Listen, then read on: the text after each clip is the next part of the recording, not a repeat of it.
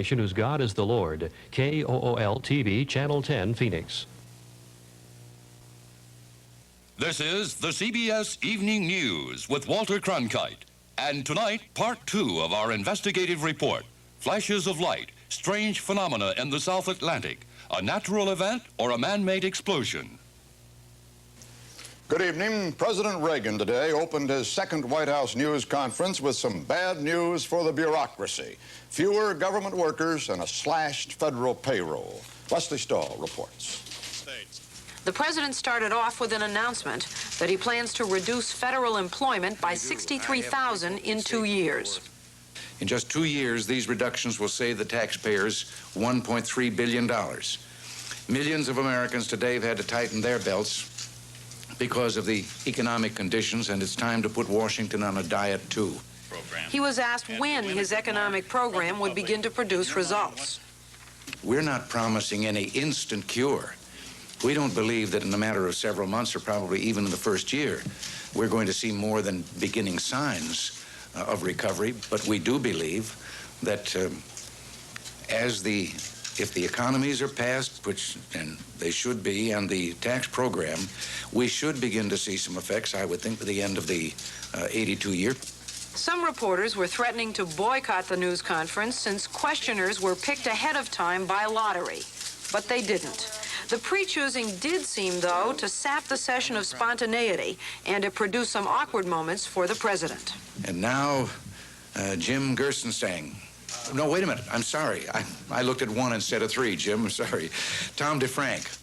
Some reporters whom past presidents seemed deliberately to avoid were chosen by lottery. One of them asked about the president's appointments. Did you mean to give a signal to other Republicans that if they don't conform, that off will go their heads? How can you say that about a sweet fellow like me? And what about the right to life issue? Are you opposed to contraception, which also denies the right to life? No, I am not. There was a question on abortion and on how public officials should determine when a life begins. If you found a body on the street and you didn't know whether it was dead or alive, wouldn't you opt on the basis that it was alive and not start shoveling dirt on it until we determine and make, to the best of our ability, a determination of when life begins? We've been opting on the basis that, well, let's consider it they're not alive. I think that everything in our society calls for opting that they might be alive. The president has appointed several anti-abortion leaders to key posts in the government from where they've been working to kill federal programs that distribute contraceptives and teach family planning. And indeed, those programs have been cut back in the president's economic proposals. Leslie Stahl, CBS News, the White House. Labor Secretary Donovan told a congressional hearing today that budget cuts for public job programs would increase unemployment from the present 7.3% to 7.5%. Donovan defended the slash as not particularly humane, but necessary for the economy. 2 government reports today showed improvements in key segments of the economy, but the changes were too slight to cause much optimism. The Labor Department said that wholesale prices rose 0.8% in February, down 0.1% from January's increase. But February's figure still works out to an annual inflation rate of about 10%. And the department said that unemployment dropped 0.1% to 7.3% last month, although teenage joblessness rose to 19.3%. The governors of 8 major auto industry states met with President Reagan today to discuss the plight of their constituents, and the governors urged the president to negotiate with Japan a voluntary limit on auto exports to the United States. The stock market was mixed today.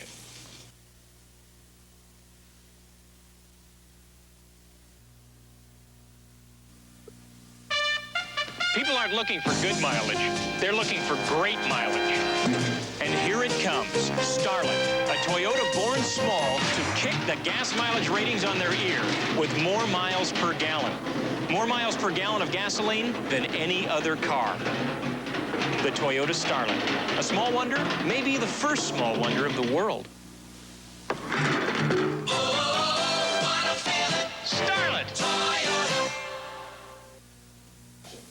I I tell students in my wine courses that wine is not just showmanship. It's how a wine is made that makes the wine great. A good example is Hearty Burgundy, made by Ernest and Julio Gallo, an altogether excellent wine, rich and full-bodied with great taste, always superior. I've learned the more you know about wine, the more you appreciate Gallo. Hearty Burgundy, from the winery of Ernest and Julio Gallo. The Reagan administration today set the stage for a major foreign policy battle with Congress. It announced plans to sell Saudi Arabia additional equipment to increase the range and attack power of the F-15 jet fighters already ordered by the Saudis. The State Department said that the approval of extra-large fuel tanks and air-to-air missiles is needed to counter a serious deterioration of American security interests in the region. Israel criticized the U.S. decision, saying it will escalate a Middle East arms race and endanger Israeli security. More on the story from Diane Sawyer. State Department officials say the military equipment for Saudi Arabia is part of a bigger plan designed to stabilize the Persian Gulf and eventually ensure a U.S. military presence there. With this in mind, the State Department will ask Congress next week for an increase in security assistance of about 10%. Increased military aid not just for Saudi Arabia and Israel, but for Egypt, Oman, Tunisia, Somalia, Kenya, and Morocco as well. Reagan officials insist military increases are needed to combat Soviet gains in Afghanistan, South Yemen, Ethiopia, and to counter Soviet missiles aimed at the Gulf and Soviet troops on the Iranian border. All signs, they say, of creeping Soviet influence. This was the same theme the president struck today at his news conference when he was asked about El Salvador and described the Cubans and Soviets this way. Those who aren't just aiming at El Salvador, but I think are aiming at the whole of Central and possibly later South America, and I'm sure eventually North America, but this is what we're doing, is trying to stop this destabilizing force of terrorism and guerrilla warfare. The president again ruled out the use of American troops in El Salvador, even to protect the American advisors who are there. We realize that there is a risk and a danger. None of them will be going into combat. We can't, I'm sorry to say, make it risk-free, but we shall do our utmost to provide for their safety. Finally, the president was asked if his tough talk on El Salvador might revive the campaign charge that he is a warmonger. I didn't start the El Salvador thing. I inherited it. And the previous administration, which probably was as vociferous as anyone in talking about my threat to peace, they were doing what we're doing, sending aid to El Salvador, of the same kind of aid that we're sending. And I've been here more than 6 weeks now and haven't fired a shot. U.S. officials say El Salvador has prompted a reevaluation of Central America, similar to the reevaluation of the Persian Gulf. They say another comprehensive aid package, this one for Guatemala, Costa Rica, and Honduras, is now under consideration as well. Diane Sawyer, CBS News at the State Department.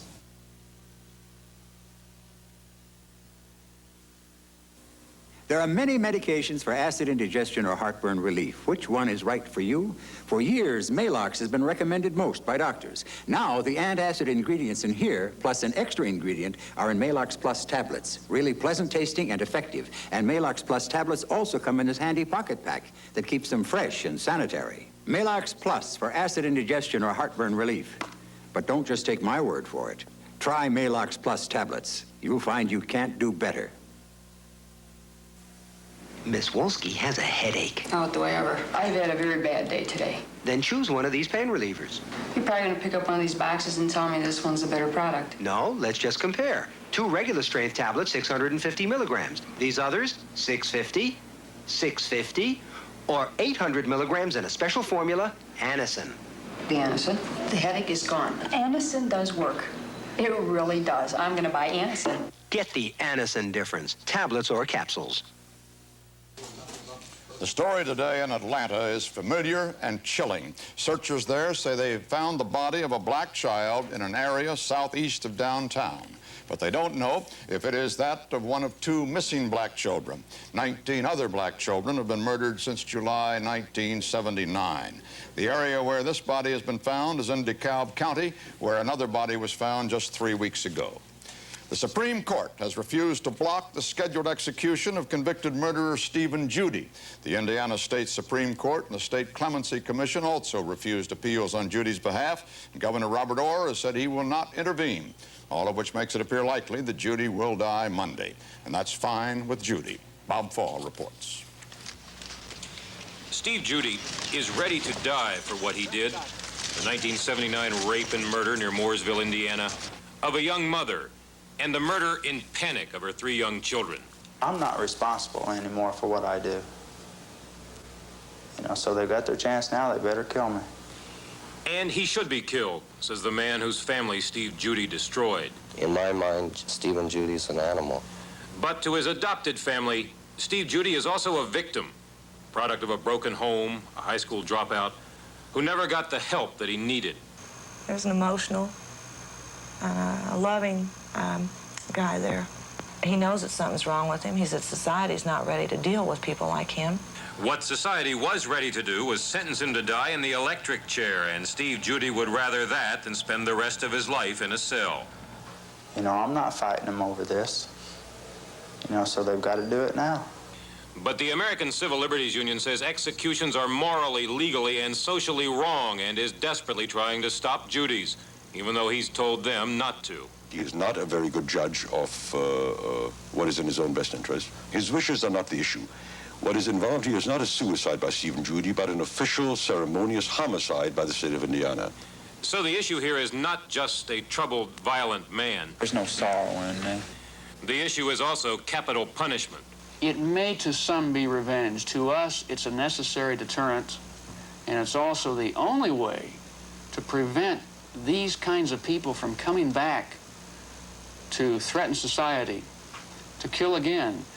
Late today, after the state Supreme Court upheld the Indiana death penalty law, and after another impassioned appeal from Stephen Judy to the ACLU not to interfere, the ACLU threw in the towel, concluding that it has no legal authority to raise objections that Stephen Judy would not raise. Church leaders, though, plan vigils, urge compassion. The convicted killer wants neither. Why let me take somebody else's life now? You know, they've got their chance now. Let them stop me now. And now it seems certain the state will. Bob Fall, CBS News, Indianapolis.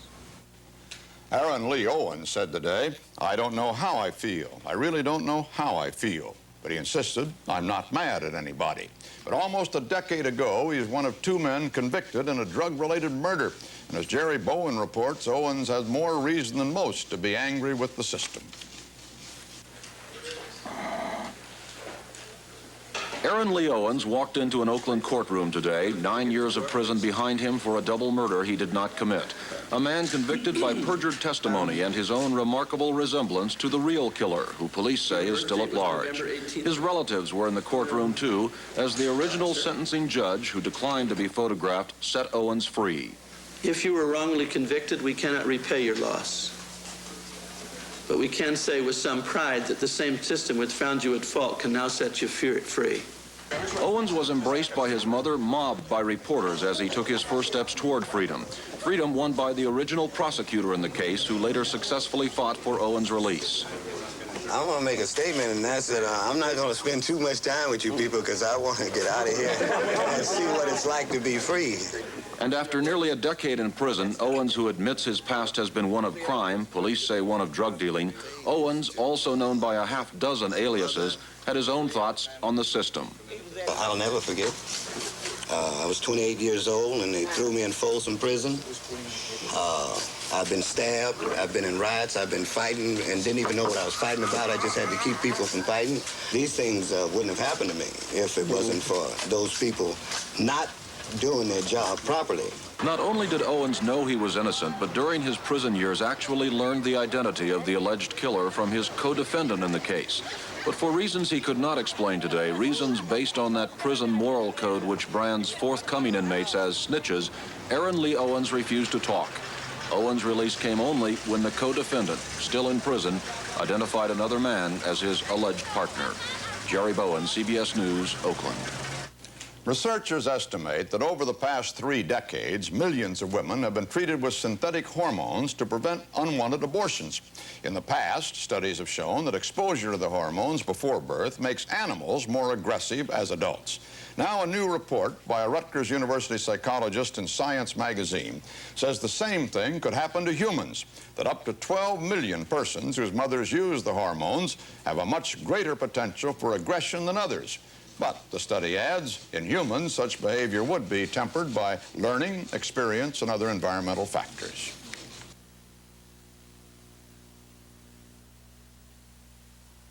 Love that coffee aroma, Frank. Yeah, nothing like automatic drip. How about a cup? Oh, thanks. Whoa! Only half a cup? I thought you loved automatic drip coffee. Oh, I do. It's the caffeine I can do without. Yeah, me too. That's why we're drinking Brim decaffeinated coffee. This is Brim? Mm-hmm. New kind of Brim. Specially developed for automatic coffee makers. You mean I can make decaffeinated coffee this rich in my machine? You can with Brim. Fill your cup to the rim with Brim. New automatic drip. Which is better, Almond and Mountain Chablis or Taylor California Cellars? A leading journal, The Connoisseur's Guide to California Wine, compared them. Editor Charles Olkin reports. We compared Almond and Mountain and Taylor California Cellars Chablis. Every single one of us preferred the Taylor California Cellars. Now, this was a classic wine tasting, not scientific research, but we found the Taylor California Cellars better balanced, better made. A much better Chablis than Almond and Mountain. Taylor California Cellars, a better Chablis. Judge for yourself. The UN General Assembly today unanimously endorsed 2 resolutions calling for sanctions against South Africa to force that country to give up control of Namibia. The Assembly called on the Security Council to convene urgently to consider the matter. The United States abstained on both votes. Last night, a CBS News investigation looked into persistent reports that mysterious flashes of light off the South African coast in late '79 actually may have been a nuclear test. Tonight, in the second part of our report, Robert Pierpoint takes a look at conflicting explanations for those light flashes and who may have been responsible for them. More than 10 months after the U.S. spy satellite called Vela spotted what appeared to be a nuclear blast off the coast of South Africa, a panel of scientists assembled by the Carter White House to investigate the incident concluded that the telltale light flashes may have been caused by a tiny meteorite colliding with the spacecraft and reflecting sunlight into its cameras. While not ruling out a nuclear explosion as the cause, the panel's chairman insisted the meteorite scenario, as improbable as it sounds, made more sense. No, we're not enamored of that explanation. We're just saying that seems more appealing than the others we've heard. But scientists at the world's largest radio telescope insist there was corroborative evidence. An unusual gravity wave picked up by the telescope on the same night and from the same general direction as the Vela sighting, a readout consistent with nuclear explosions. Obviously, there was, not obviously, almost certainly, there was a large influx of energy somewhere over South Africa at about the time the Vela satellite saw its flash. But Dr. Benke was not the only critic of the White House report. CIA analysts who more than 2 years ago concluded that South Africa probably has nuclear weapons told select members of Congress that the South African Navy was conducting secret maneuvers in the area on the night of the incident. A Navy equipped with Israeli-made Reshev-class missile boats and Gabriel missiles capable of carrying nuclear warheads. Then the Defense Intelligence Agency leaked its own reports, concluding the flash probably came from a nuclear explosion of between 1 and 3 kilotons. Shortly after that, another report leaked, this one a secret 300-page analysis by the U.S. Naval Research Laboratory of underwater signals detected at the time of the Vela sighting.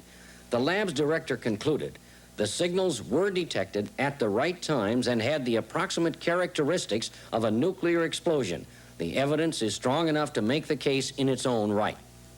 It was also learned that the National Technical Information Service, a kind of storehouse of non-classified data open to the public, had been filling several subscribers' requests for data concerning detection and countermeasures for nuclear explosions, missile technology, navigation, guidance and control of weapons, and, ironically, data concerning the flight plans, predicted orbit plots, and operations of the Vela satellite. One subscriber was the defense attaché of the South African Embassy in Washington. Whatever the intelligence community has been telling people on the outside, if they have, and I don't know, about what this or isn't is based, I'm sure, on their judgment based on all data. It's not that they've included intelligence data that we don't have. But one would assume that they have access to this, they had access to this There's nothing that we did that they don't know. And I think we probably did a more thorough analysis than was ever done before about this event.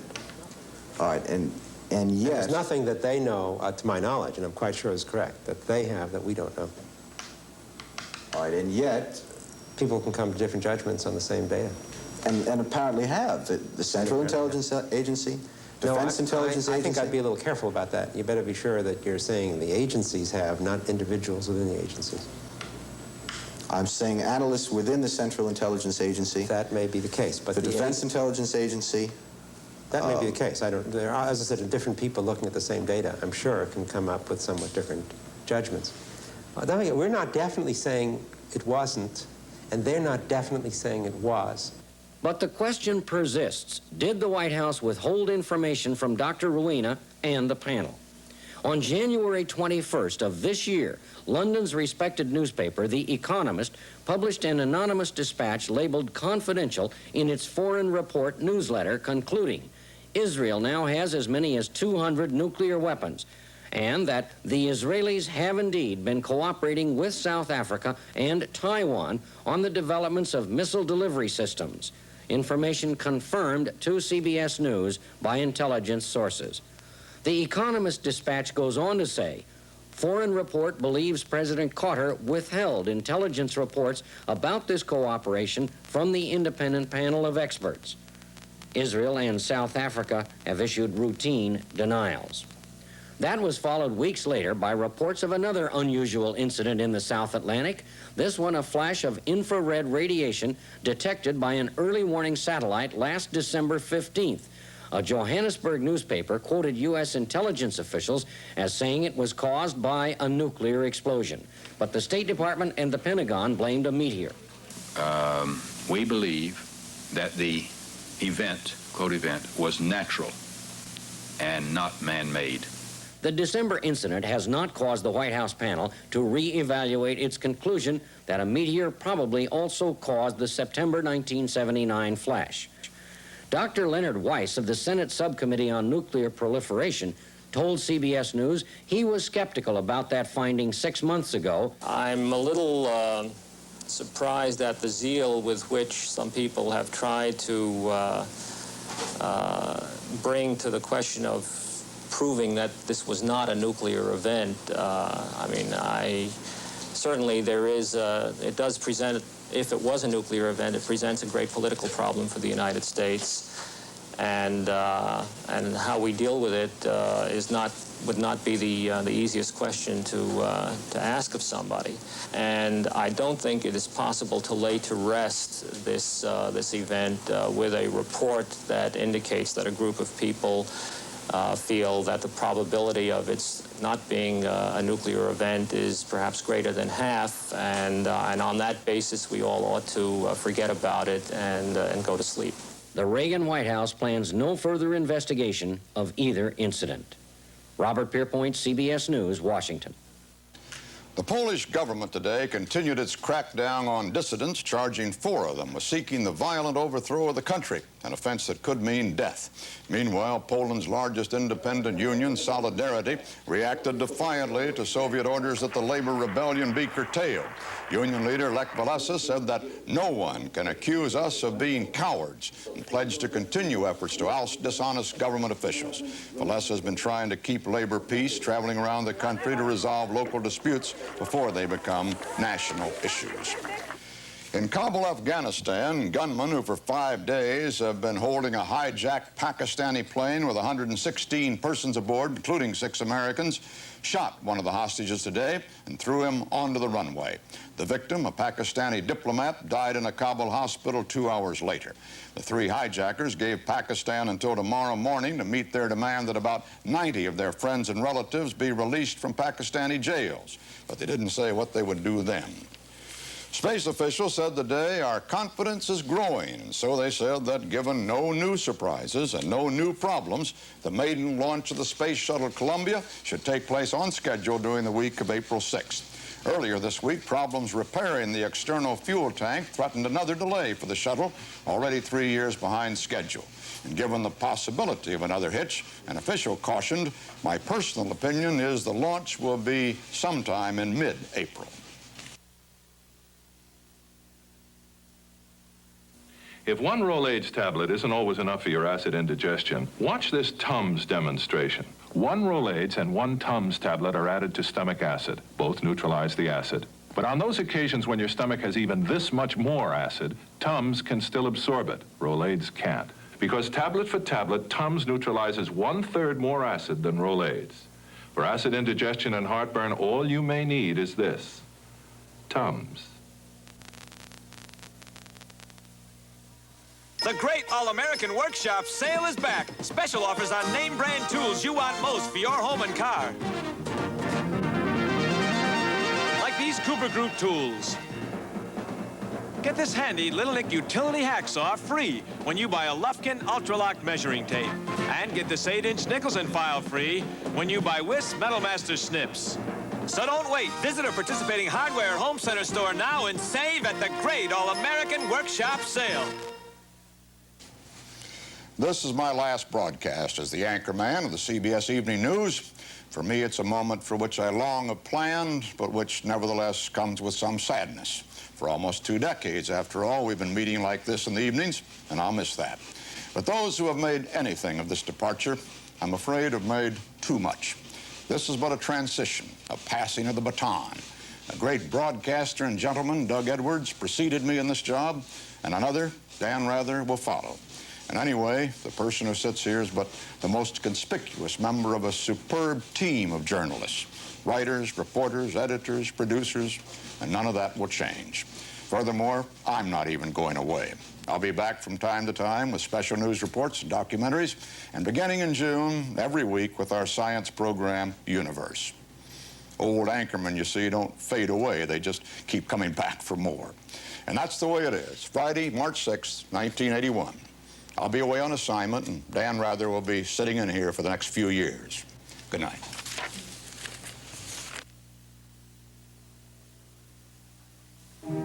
What can you do with challah you can't do with any other wine?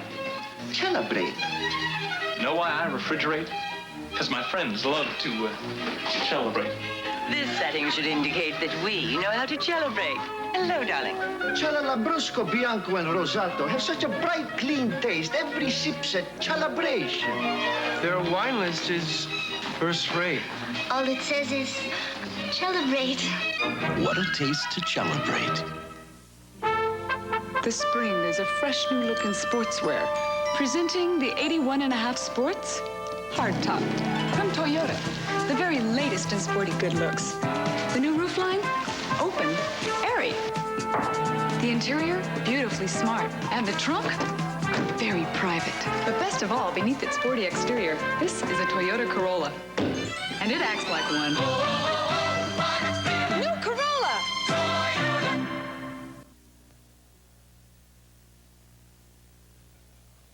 This has been the CBS Evening News with Walter Cronkite.